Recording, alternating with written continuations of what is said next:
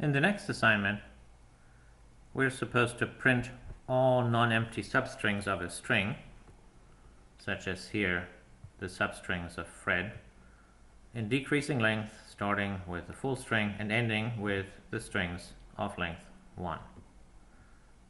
Here I've written it up on a sheet of paper so that we can play with it a little bit. Notice that we start out with a string of length 4, the length of the original string. Then we have two strings here of length 3, strings of length 2, and finally the strings of length 1. So that already suggests some an approach that we can write down in pseudocode.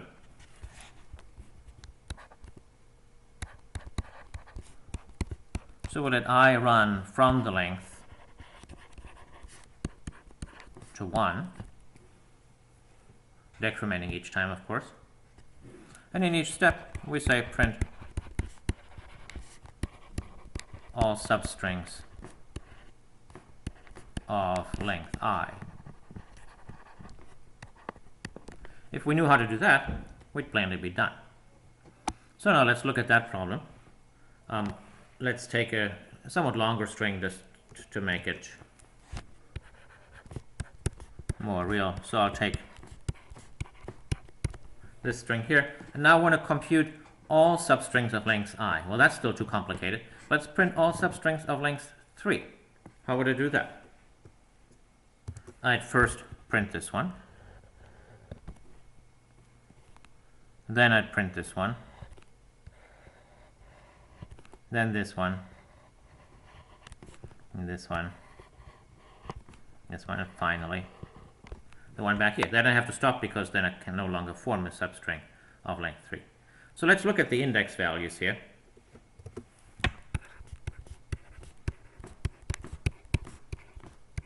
Of these substrings. The first one starts at 0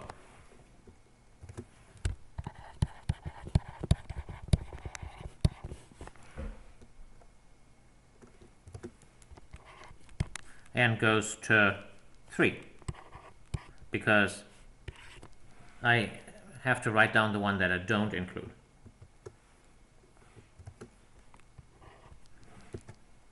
The next one starts at 1, goes to 4, and the last one over here starts at 5 and goes to 8, and 8 happens to be the length of this string. If you count, it has 8 characters. So to get the substrings of length 3, I go from 0 to 5, and then I add 3 to the initial position.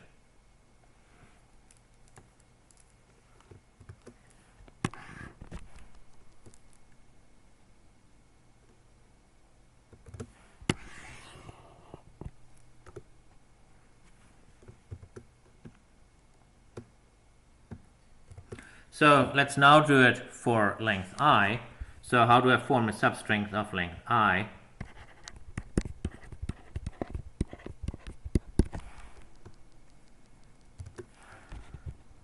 So I'll start at some index, I'll call it j. And, well, over here I added 3 to the starting index, so I guess I'm going to have to go from j to j plus I, exclusive, and that would then extract this string here. And I have to be careful that j plus I must be at most the length of the string, because otherwise I run over at the end.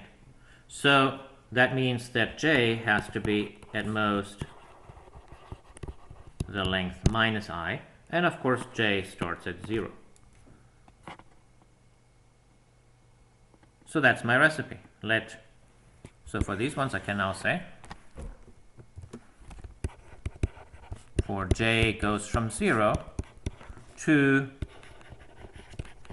length minus I, and then the string is the substring from j to j plus I.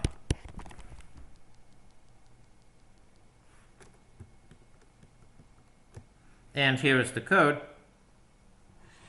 In the code I didn't use j and I, maybe I should have, but I used length, that's the length of the substring, and here it goes to greater than 0. Why greater than 0? Because I wanted to stop at 1, and it goes down. In my inner loop, what I call J in my cheat sheet, I call pause here. It starts at 0. It goes up to the length of the word minus the length of the substring. That was what I called length minus I before. And it increases. And over here is the printing and the extraction of the substring. And so that's all. It's very short. And it's pretty easy to understand once you looked at the pictures, once you get the idea of this, breaking it down into 2 different steps. And then you still have to figure out exactly how the indexes should go. I think I said this once or twice.